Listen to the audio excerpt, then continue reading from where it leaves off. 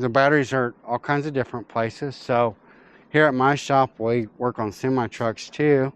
So on this semi truck, we put the batteries underneath the driver's seat. It takes 4 batteries on this bad boy to start it. So yeah, that's where they're at right there. Some other semi trucks, the batteries are back here, right in front of the drive tires. So there again, the whole purpose is we're trying to get the manufacturers, not me, the manufacturers are trying to get the batteries away from the heat and from the engine compartment.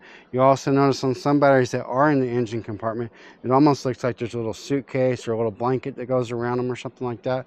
That's a heat blanket or an insulation blanket, where they're putting insulation around it, trying to absorb that heat before it actually goes to the battery. So hope this helps. We'll see you in the next video.